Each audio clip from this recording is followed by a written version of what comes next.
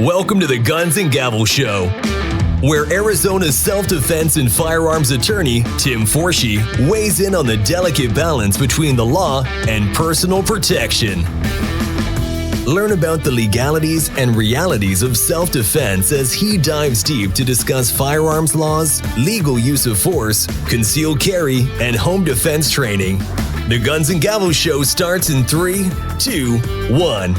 Hi, folks, and welcome back to the show. I've got a real special treat for us today. We've got two guests instead of one. Stephen Willeford, that we've met before on the show, and just a wonderful, wonderful guest. And I'm just really, truly honored to have both these guys. And Lieutenant Colonel Dave Grossman is with us today. And I just kind of feel like I won the lottery getting both of you guys on the same screen. I can't thank you enough for taking the time. Thanks so much. It's an honor. Appreciate it. Stephen, I've got a lot of questions for Lieutenant Colonel Grossman, but I would just like you to weigh in on this. Obviously, you've got a unique perspective. You've been through a horrifying life event that I've been able to, so far, luckily enough to avoid. But please pipe in anytime you got questions or comments. That's what I want you here for, if that's all right. Thank you. Okay, Great thank you. to be on the show again. Thank you. Colonel, we actually met twice. I mentioned to you briefly that I was an autograph hound after you spoke maybe 15 years ago at a law enforcement event here in Phoenix. And then I was honored to be on the dais with you just for about 2 minutes when you gave a sheepdog seminar at North Phoenix Baptist Church a few years back. And I got to shake your hand and chat with you a little bit that day as well. But this will be the first time I've actually got to corner you and ask you some questions and talk to you for a bit. So I'm really excited at the opportunity. Looking forward to it. Hey, before we start, real quick though, please. I'm so honored to be on board with you. You know, it's amazing. You know, you judge, attorney, competitive shooter, but also with Stephen. I've worked with him a couple of times. I want to tell you one quick Stephen story. Please, yeah. I was at a martial arts event, and Chuck Norris was there. And I introduced Stephen to Chuck Norris, and Chuck said, "I just play a hero. You are a hero." That's the truth. And for Chuck Norris to say that, you know, that's the way I feel. Stephen doesn't like to use the word hero.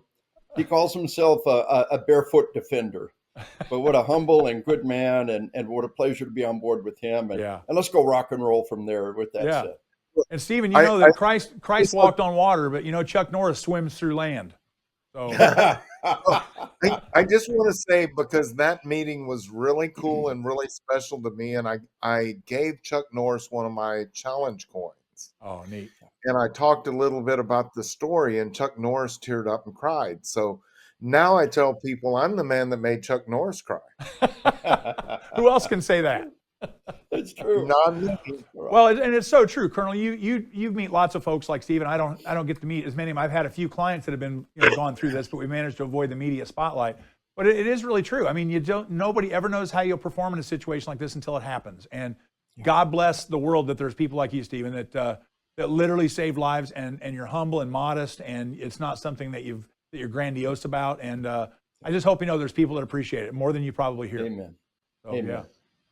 Thank you. I never asked for it. It just happened. Right. Yeah. Well, right man in the right place. That's all I can say about that. So, Colonel, would you mind terribly? I think most anybody that's tuning into this probably already knows you, but could you just tell? I just love the fact that your resume is so diverse. I mean, there's so many people. Yeah. I kind of take pride in the fact that I grew up on a small farm as a horseshoer, and I've kind of I now wear a tie for a living, et cetera, et cetera. But I just appreciate that. I appreciate a well-rounded resume, and I think you've got one of those that's better than just about anybody's. Would you mind kind of going off the beaten path a little bit and just telling us your background? Sure. I worked on a Wildcat oil rig in Nebraska at 17, lied about my age, turned 18, joined the Army. I was a paratrooper, a buck sergeant, OCS, Army Ranger, West Point psychology professor of military science. My book On Killing came out while I was in the Army, and turned out to be required reading, Marine Corps Commandant's required reading. Sold 500,000 copies worldwide. Google Scholars has been cited over 3,400 times in scholarly work. So one of the great scholarly works of our time. The follow-on was On Combat. I've had several books since then. One, I was invited to the White House twice, once as part of President Trump's roundtable, and another time to brief Vice President Pence. In both cases, I was able to give them one book. Great book. The book I gave them was this one, to understand what's happening with violence in our society, what the media is doing. I've got my most recent book is on hunting, just released last week. It is the definitive book on this subject. Anybody who's interested in hunting, where it works in, what it does to us, I cannot begin to communicate the Right. width and the breadth of that we took with this book on hunting. Yeah. If you're a hunter, you have loved ones who are hunters, you want to give them a gift, our website is grossmanontruth.com, grossmanontruth.com. We'll get a personalized copy to whoever, and Tim, on my nickel, I'd be proud to send one to you. Well, So I'll be I've got a book I'll coming be out, ordering one later today. So not on your dime. I'm more than happy to pay for it. You earned it. Yeah, I've got a I'm book, actually a hunter. I hunt a lot less now. I have less time. I've got I have triplet daughters. That takes a little bit of time out of the hunting field. But you're right. That's something that I think that people don't appreciate the overlap there. When I teach my CCW class and we talk about the stopping power of handguns and how Hollywood vastly overinflates that and how in real life people don't stop that quickly and definitively from one shot from a handgun. We talk about hunting. And then I always ask, is there anybody besides me that's ever hit a 180-pound white-tailed deer in the heart with a high-powered rifle and watched it take off running? And it's amazing that very few people hunt anymore. I mean, I'll have a class in Arizona and I'll have maybe 3 or 4 people out of 40 that'll raise their hands. And people don't understand the overlap there, the honor, the respect, the concept for life. It's something nobody ever talks about. It's all in the book. But another angle too is, I believe, and I say so in the book, hunting is the single best way to prepare for combat. Yeah. Auditory exclusion. Hunters know you shoot the deer, you don't hear it, and your ears don't ring. Now, the only other place where that occurs is in combat. Yeah. When you hunt, you're tapping into a set of primal skills you won't find anywhere else. I tell people, hunters are so much better prepared for combat. Before you see a terrible crime scene, a terrible accident scene, blood and guts, you should have gutted a couple of deer first. Yeah. And you should have been familiar with what's inside a living creature. Right. And it means food on the table in a positive environment, rather than this tragic incident. So that's my background. I've trained cops in all 50 states. I believe I'm the only person ever to be post-certified, all 50 states, every federal agency, all of our Tier 1 Spec Ops. I American Board of Certification Homeland Security, a life diplomate, life member of the American Board of Forensic Sciences. So that's kind of it in a nutshell. Yeah. And it's been and a good Lieutenant ride. Colonel in the United States Army. They don't just give out silver oak leaves to any old clown. That's for damn sure. So, yeah. My war, and you mentioned that, we were talking about that question. Tim, my war was the Cold War. Our great achievement was the Russians never came across that border. I came out in 97. I got a son with 9 combat tours, and that kid will see more in a week than we would have seen in our whole career. Yeah. The kids are magnificent. But I have interviewed more people who have killed, and I've interviewed more people who have been in combat that I believe I can prove without a doubt than anybody in human history. Right. 20 years of war, 25 years out here on the road, interviewing our military vets, our law enforcement vets, in a constant interactive feedback loop. They read the book, they hear my class, they tell me what was the same for them, what was different for them, constantly refining interactive feedback loop. It's been a great honor to be of service to these people. I've never done much myself, but what an honor to be of service to people who are out there in the fight. Violence has exploded. Violent crime has exploded like nothing we have ever seen before. Mm-hmm. The highest annual increase in homicides we've ever seen was around 12% increase one time in the 1960s. Then in 2020, we had a 30% increase in homicides. Now, we'd never seen anything remotely like that. And that was all the Minneapolis effect, the George Floyd riots, and this whole idea that the cops are evil and the cops are the bad guys, and with the lawlessness, the violence, the price that we paid. We can show you what we call the Ferguson effect. In 2015, 2016, the Ferguson riots and that narrative, how crime spiked horrendously, but then the Minneapolis effect, it went to levels beyond we've ever seen. And one thing I teach everybody is we keep talking about the murder rate. And you'll get this in one sentence. Mm-hmm. Medical technology is holding down the murder rate. We're saving ever more lives. Right. I told Vice President Pence, just like we have inflation-adjusted dollars, we need medically adjusted murders. Yeah. And when we do that, it will transform the way we see the world. Violence has exploded decade after decade, generation after generation, just getting worse and worse. Right. And 10 years and, ago, and what would have been a fatality is now an aggravated assault case, and everybody goes, "Well, it's an aggravated assault case. That's a husband who threw a chair at his wife. No big boom. deal." No, it's a guy who came within Yeah. a hair's breadth of dying. Is what it is. Yes, yes. Right. And we see Yeah. that every day. Yeah. We got a UMass Harvard study that tells us between the 1960s and the 1990s, medical technology cut the murder rate to a third or a quarter Right. would otherwise be. Yeah. So to compare the murders between the 60s and the 90s, take the murders in the 90s and multiply by a factor of 3 or 4. Yeah. And the leaps and bounds of life-saving technology in the 90s are astounding. Tourniquets alone Yeah. have cut the murder rate in half in just the last decade. Well, and Cost- most first anybody.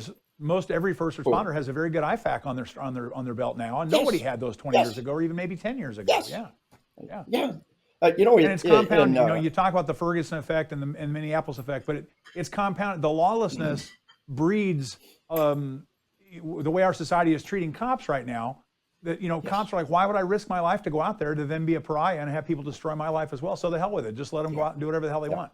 I'll take lunch on my way to respond to a homicide call because who cares? And all the good cops are retiring early, and then we talk about defunding the police. Well, there's no money for training the young guys that are coming in. I mean, I'm just seeing. I do law enforcement training as well. I'm seeing really bad deficits in training just every single day, and it's not getting better.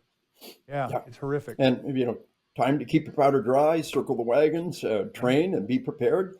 Again, Stephen, at the moment of truth, running out in his stocking feet, opening fire to stop a mass murder. That could be any of us, any day. Have the weapon, have the tools, and most of all, have the skills. Right. And as we said before, probably the single best way to prepare for combat is hunting, but also range time and preparation. This is time that is essential. Carrying a guitar does not make you a musician. You're not Carlos Santana just because you bought a guitar. That's right.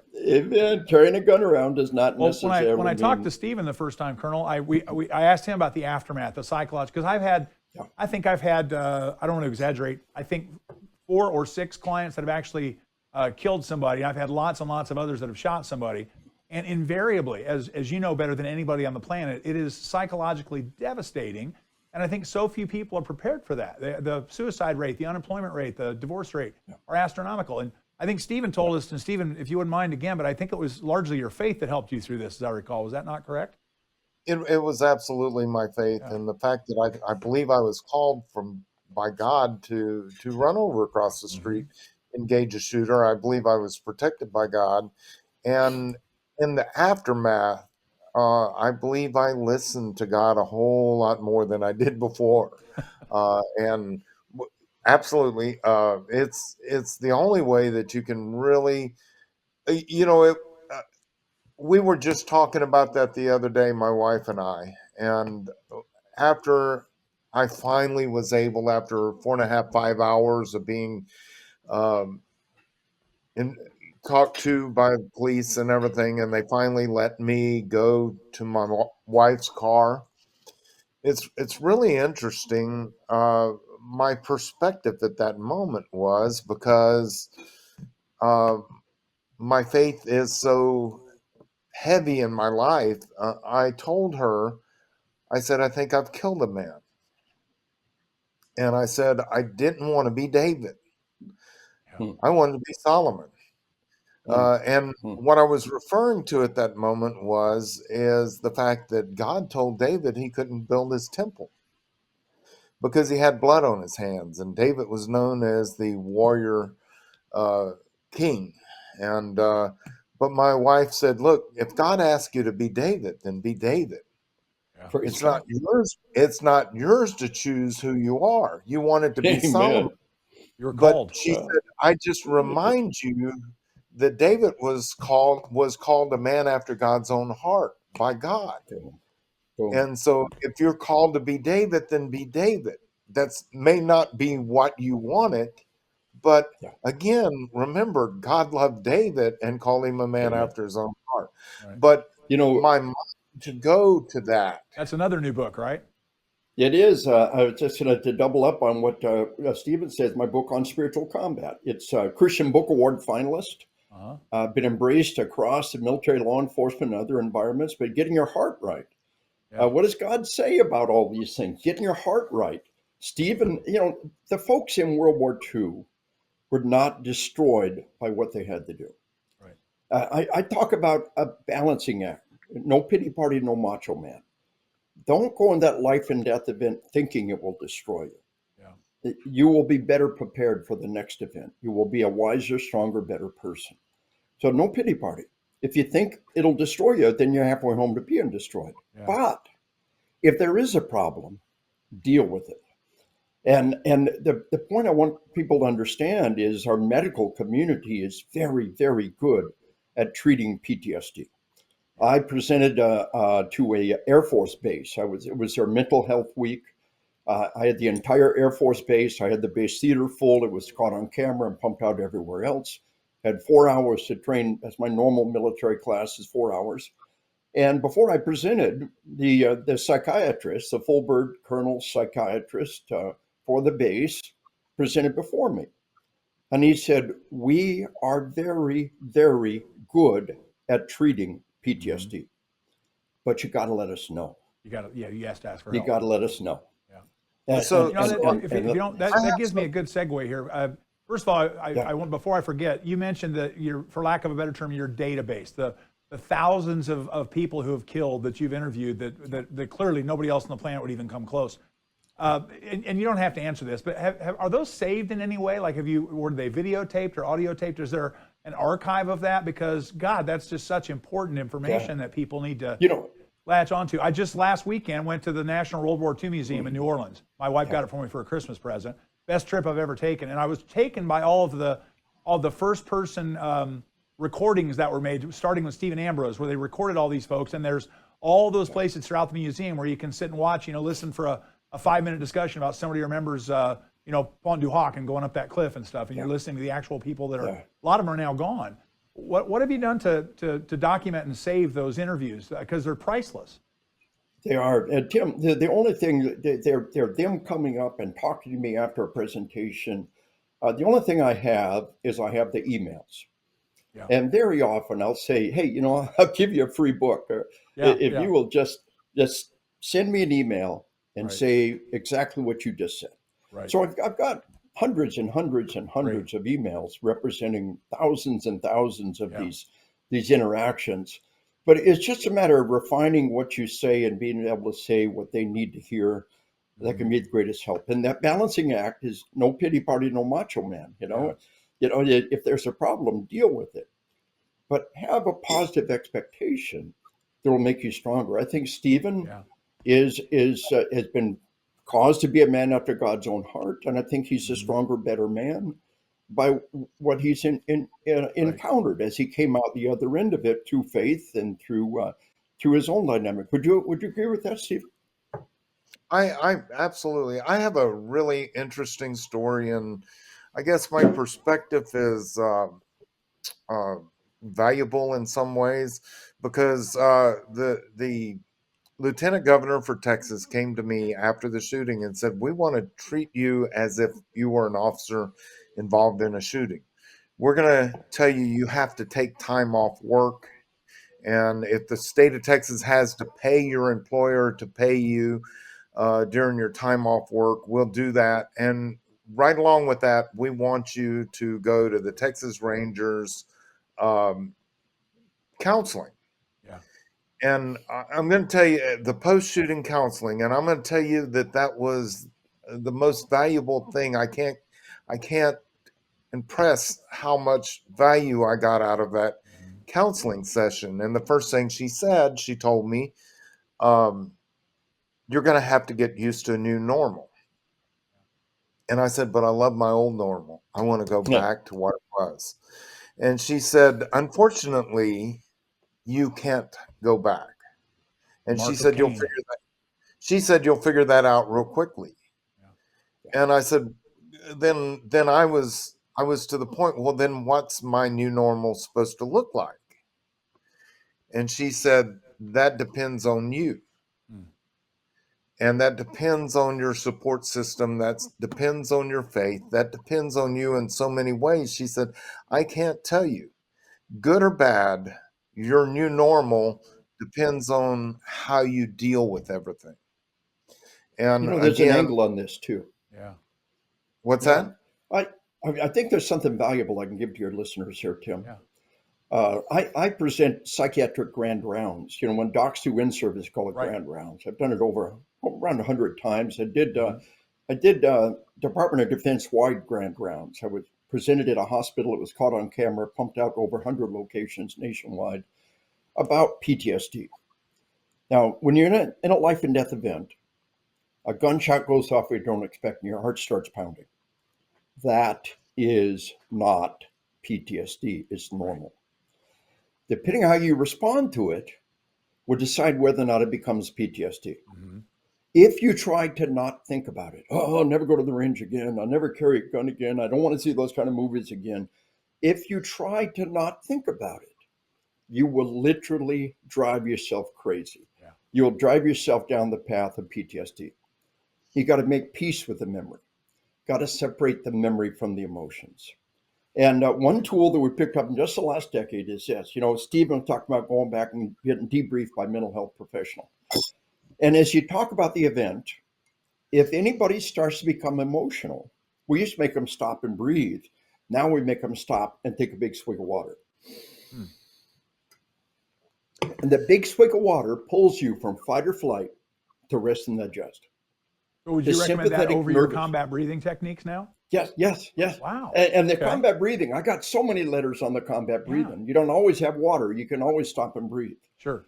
But what happens is the sympathetic nervous system, SNS, fight or flight, kicks in. And then there's a backlash to feed and breed. But the act of taking a drink of water pulls the body from fight or flight to rest and digest. Huh. And it's powerful. A Interesting. friend of mine is one of our nation's leading therapists for federal agents. Federal agent in a deadly force incident, she debriefs them. If they start to become emotional, she makes them stop and breathe. Now, she puts a bottle of water in front of them. Outstanding. They start to become emotional.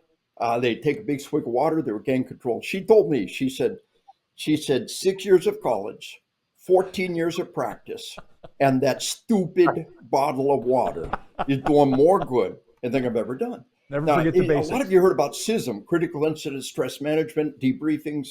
I train at their international conference in Baltimore almost every year. Mm-hmm. And after an incident, everybody involved sits and talks about what happened. Military calls it AAR, an after action review. But we've had everybody has a bottle of water in front of them. No kidding. And as they talk about what happened, if anybody starts to become emotional, they stop, take a swig of water, regain control, and from the very beginning, separate the memory from the emotions. Wow. Moving them down the path of wellness. I wish somebody told me when- that at my brother's eulogy. It would have been a lot easier. Oh yeah, well, Yeah. that's right? a different kind of thing. That's Yeah. that's grieving. That's what I tell people is to understand that that grieving is not the same as PTSD. Right. True. Survivor guilt is not PTSD. It's grieving, and so a sympathetic a swig of water wouldn't done any harm. Right. But when you got survivor guilt, sympathetic fight or flight reactions are not going in. This is grieving. And the universal equation on that is pain shared is pain divided. Joy shared is joy multiplied. We go to funerals to divide our pain and to multiply our joy. Mm-hmm. I went to my dad's funeral. There was a lot of laughter. You ever laugh at a funeral? Yeah. Oh yeah. We talk about the good times. Yes. We talk about the Absolutely. good It's imperative. times. We remember the stories. We laugh Right. and we cry and we laugh and we cry. That's healing. Yeah. We divide our pain and we multiply our joy. But that's different than a post-traumatic stress response. And that wraps up another episode of Guns and Gavels. Join us next time to learn more about the legal use of force, personal protection, and firearms training. Show your support and hit the like and subscribe buttons to make sure you never miss an episode. Till next time, stay safe.